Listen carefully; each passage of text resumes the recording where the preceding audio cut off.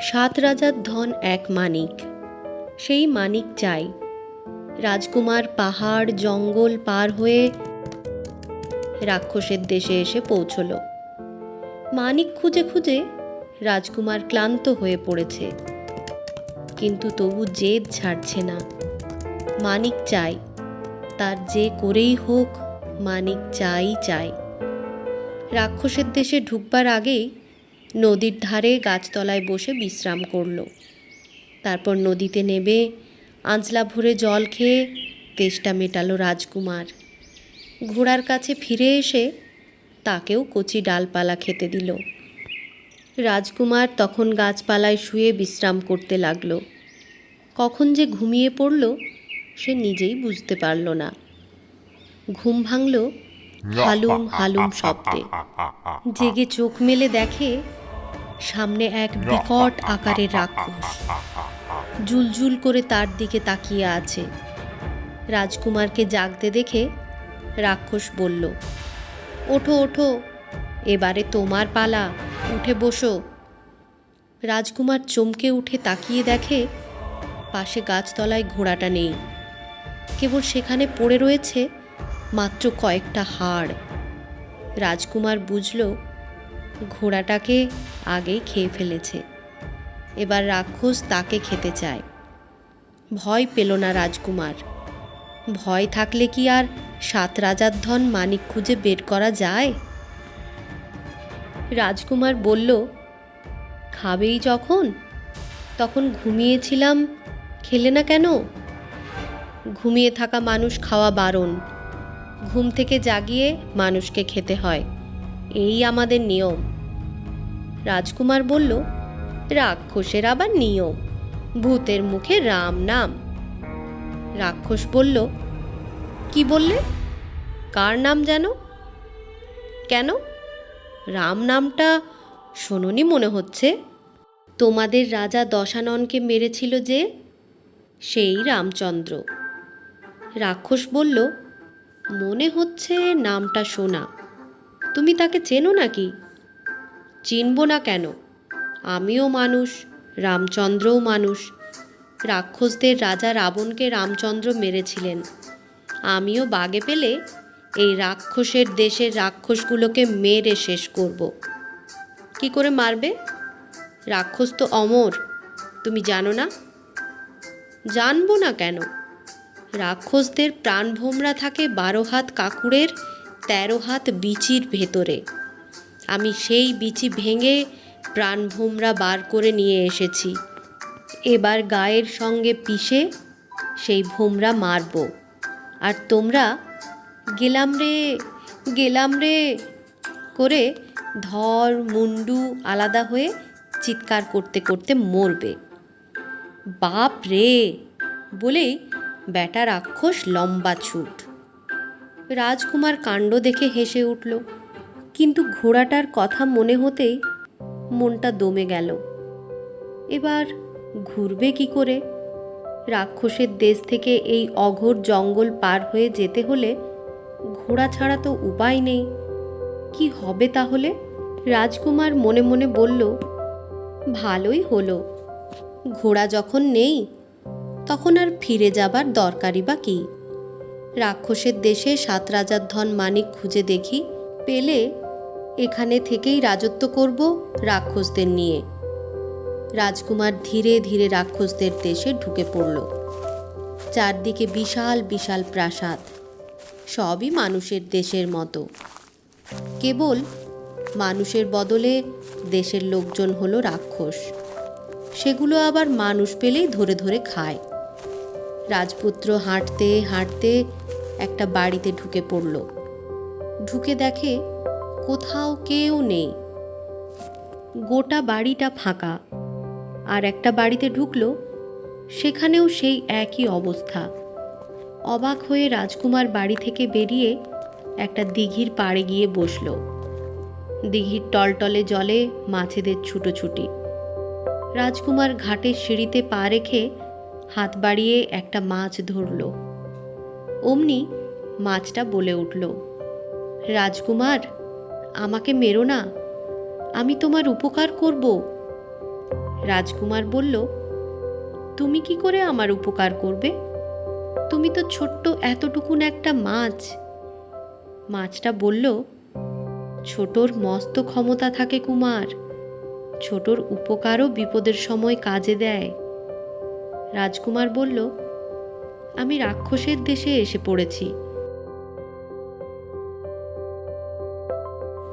কাউকে কোথাও দেখতে পাচ্ছি না, সব এমন শূন্য কেন? মাছ বলল, এটা রাক্ষসের পুরী যে, সব বেরিয়ে পড়েছে চড়ায়। সন্ধ্যা হতে না হতে হুম হাম করে এসে জুটবে চারিদিক থেকে। তখন চিৎকার চেঁচামেচি আর হই হট্টগোলে কান পাততে পারবে না। কান পাতবে কি, তোমাকে দেখা মাত্র তো টুক করে তুলে মুখে পুরবে। তুমি যেমন করে আমাকে তুলে নিলে জল থেকে। রাজকুমার হেসে বলল, রাক্ষসদের এতই যদি ক্ষমতা, তবে এক বেটা আমাকে দেখে পালালো কেন? সেটা কি রাক্ষস? নয়তো বলছি কেন? তাহলে নকল রাক্ষস। আসল রাক্ষস মানুষ দেখলে পালায় না, ধরে ধরে মুখে পড়ে। ভারী মজার কথা। নকল রাক্ষস আবার কেমন? আছে আছে, ওরা রাক্ষসেরই মতো দেখতে, কিন্তু ভিতুর এক শেষ। তারা এই দেশে ঢুকতে পায় না, দেশের বাইরে জঙ্গলে থাকে, গরু ঘোড়া ধরে খায়। তাহলে আমি এখন কি করি বলো তো ভাই? সন্ধ্যা হতে তো বেশি দেরি নেই। মাছ বলল, তবেই দেখো আমাকে দিয়ে তোমার উপকার হবে কি না। যদি এখন বাঁচবার উপায় তোমাকে না বলি, তোমার প্রাণ যাবে, অথচ আমি তোমাকে রাক্ষসের হাত থেকে বাঁচাতে পারি। রাজকুমার লজ্জিত হয়ে বলল, বলো ভাই, আমাকে কি করতে হবে? আমার কথার জন্য তুমি কিছু মনে করো না। মাছ বলল, এই দিঘিতে এক 7 মহলা বাড়ি রয়েছে। সেই বাড়িতে রাক্ষসেরা ঢুকতে পায় না। বাড়িটা একটা রাজবাড়ি। বাড়ির লোকজন সব রাক্ষসেরা খেয়ে শেষ করেছে। রাজকন্যা একা বেঁচে রয়েছে। রাক্ষসেরা অপেক্ষায় রয়েছে কবে রাজকন্যা রাজবাড়ি ছেড়ে উঠে আসবে, তারাও তাকে খাবে। রাজকন্যা, এই জলের তলায়? হ্যাঁ, জলের তলায়। তোমাকে আমি একটা ঝিনুকের আংটি দিচ্ছি, সেটা হাতে পড়লে তুমিও সেই রাজপুরীতে গিয়ে থাকতে পারবে। রাজকন্যার নাম বলতে পারবে? শঙ্খবালা। 7 রাজার ধন মানিক তার গলার হারে ঝোলানো। তার রূপে ফটিক ফোটে, তার হাসিতে পান্না ঝরত। সেই কন্যা এখন একা রাজপুরীতে। এই রাক্ষসদের ভয়ে বেরুতে পারে না। কত দেশ থেকে কত রাজকুমার এলো কতবার, সবাই একে একে রাক্ষসের পেটে গেছে। রাজকুমার মাছের কথা শুনে চমকে উঠল। শেষে এই মানিকের সন্ধানেই বাপ মা রাজ্য ধন সব ছেড়ে পথে বেরিয়েছে।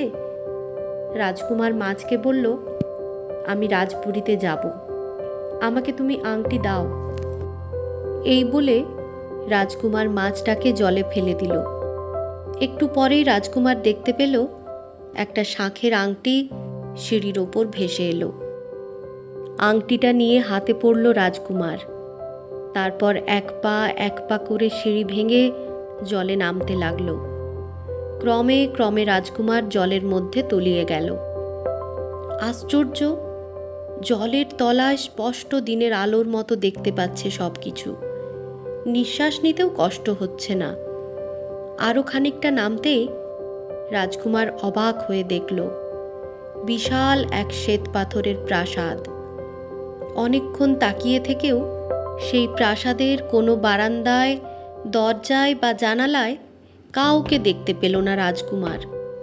এবার পায়ে পায়ে এগিয়ে একের পর এক মহল পার হতে লাগল। শেষ মহলে এসে দেখল একটা ঘরের দরজা ভেতর থেকে বন্ধ। রাজকুমার দরজায় টোকা দিল। সঙ্গে সঙ্গে দরজা খুলে গেল। সামনে যেন এক ঝলক চাঁদের আলোর রূপ ধরে এসে দাঁড়ালো। চমকে উঠে রাজকুমার দেখে রাজকন্যা সামনে দাঁড়িয়ে। তার ডালিম রাঙা ঠোঁটে হাসির ঝিলিক নেই, চোখের ঝকঝকে আলোতে নেই ঝলকানি, কেমন যেন নিঃশব্দ নীরব। দুজনেই দুজনের মুখের দিকে অবাক হয়ে তাকিয়ে থাকে।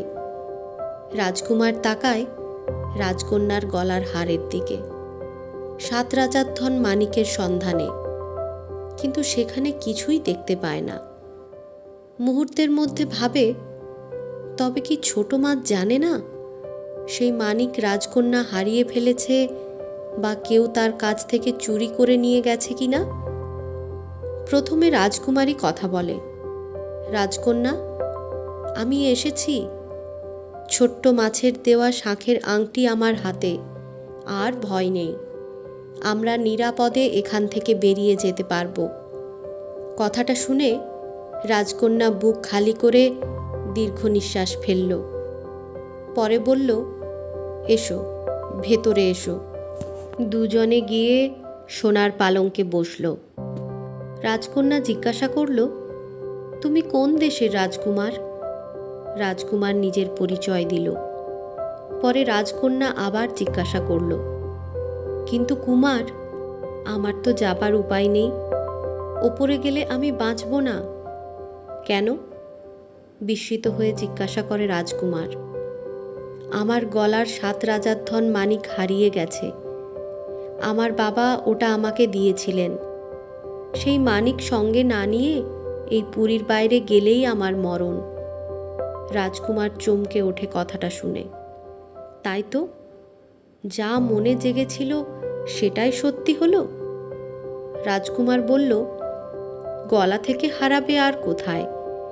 নিশ্চয়ই কোনো ঘরে রেখেছ, মনে নেই? রাজকন্যা আবার দীর্ঘ নিঃশ্বাস ফেলে বলল, না কুমার, ওহার আমি গলা থেকে কখনো খুলতাম না, গলাতেই ছিল। কয়েকদিন আগে ঘুম থেকে উঠে দেখি হারটাও নেই, মানিকও নেই। কে যে কখন কিভাবে গলা থেকে খুলে নিয়েছে টেরটি পাইনি। কোথাও খুলে পড়বারও কথা নয়। রাজকুমার ভাবনায় পড়ল। রাজকন্যা বলল, কুমার, আমার জন্য কত দেশের কত রাজা আর রাজকুমার যে এসে রাক্ষসের হাতে প্রাণ দিয়েছে তার আর লেখাজোখা নেই।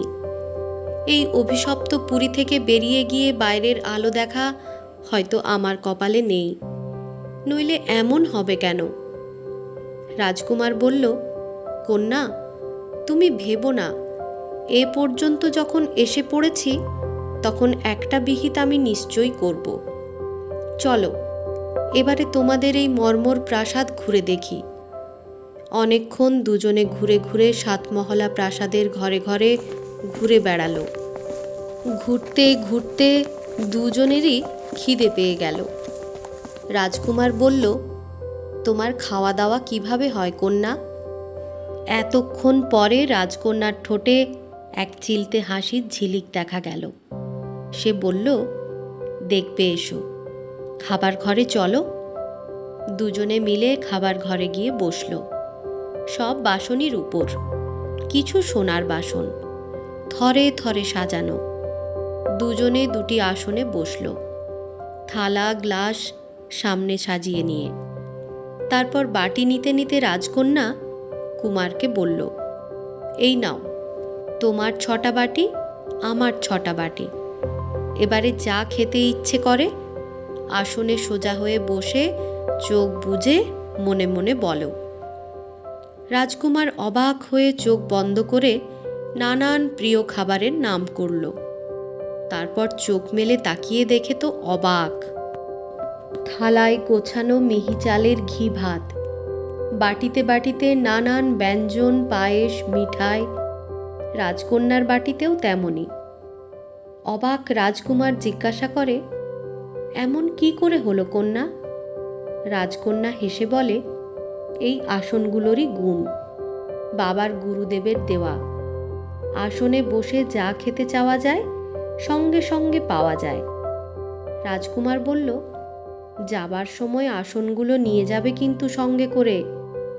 রাজকন্যা কথাটা শুনে দীর্ঘ নিঃশ্বাস ফেলল। লক্ষ্য করে রাজকুমার বলল, ভেবো না কন্যা, তোমার মানিক গাঁথা হার আমি ঠিক খুঁজে পেয়ে যাব। খাওয়া দাওয়া পরিতৃপ্তির সঙ্গে হলো। তখন দুজনে মিলে শোবার ঘরে গিয়ে বসল। রাজকুমার বলল, কন্যা, একটা কথা বলো তো, তুমি যে হারটা নিয়ে শুলে, তার আগে বা পরে কেউ পুরীতে ঢুকেছিল? রাজকন্যা বলল, কেউ না। আর যদি বা ঢোকেও, আমার গলা থেকে খুলে কি করে নেবে বলো? আমি কি একটুও টের পাবো না? তাহলে তো সত্যিই চিন্তার ব্যাপার। কি হলো হারটা? কি হতে পারে? আচ্ছা, কোনোভাবে জানা যায় না? জানতে পারো। তোমার হাতে তো শাঁখের আংটিটা রয়েছে। তখন মনে পড়ল কথাটা। তুমি ঘাটে গিয়ে সিঁড়িতে আংটিটা ঘষলেই মাছ বন্ধু হাজির হবে। তখন তাকে জিজ্ঞেস করলে সে বলতে পারবে। এই দিঘির সব মাছ, ভূত, বর্তমান, ভবিষ্যৎ সব বলতে পারে। রাজকুমার তখনই উঠল। তাহলে আর দেরি করা কেন? এক্ষুনি গিয়ে জেনে আসি। কে জানে বাইরে এখনো সন্ধ্যা নামতে কত বাকি। রাজকন্যা বাধা দিল না। রাজকুমার তখনই সিঁড়ি বেয়ে দিঘির ওপরে উঠে এলো। বেলা পড়ে এসেছে। সূর্য পশ্চিম আকাশে। রাক্ষসদের ফিরতে বিশেষ আর দেরি নেই। যা করবার এখনই করতে হবে। রাজকুমার হাতের শাঁখাটা ঘাটের সিঁড়িতে ঘষল দুবার। অমনি দেখতে পেল সেই ছোট মাছটা পিলপিল করে জল কেটে সামনে এসে হাজির। রাজকুমার তাকে হাতে তুলে নিল। কি ব্যাপার কুমার, ডাকলে কেন? বড় বিপদ বন্ধু। কি বিপদ? রাজকন্যার গলায় মানিক গাঁথা হারটা নেই, এই তো?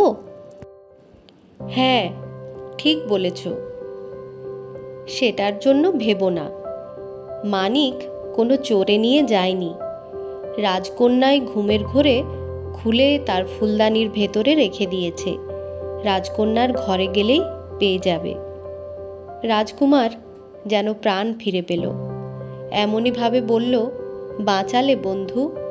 কাল ভোরে রওনা হলে রাজকন্যাকে নিয়ে নিরাপদে দেশে ফিরতে পারবো তো? পারবে। তবে এই রাক্ষসপুরীর বাইরে যেখানে তোমার ঘোড়াটাকে নকল রাক্ষসে খেয়েছিল, সেখানে গিয়ে 3 বার তুড়ি দিয়ে তোমার ঘোড়ার নাম ধরে ডাকবে। তখন তোমার ঘোড়াটা ফিরে আসবে। তারপর আর ভয় নেই। রাজকুমার, আমাদের কন্যা বড় দুঃখী। ও যেন তোমার কাছে গিয়ে কোনো কষ্ট না পায়।